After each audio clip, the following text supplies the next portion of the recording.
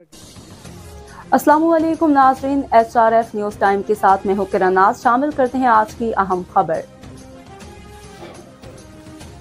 आबिद शहीद cricket tournament season 2 का ऐलान। 24 टीमें 1,50,000 रुपए के इनाम के लिए मैदान में उतरी।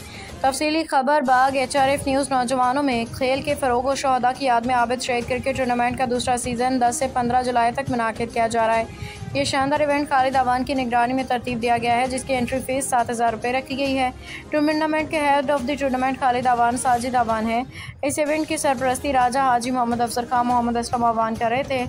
इस बार टोटल 24 टीमें हिस्सा लेंगी, जिन्हें साजिद अवान की सरबराही में मुंज़म किया गया है।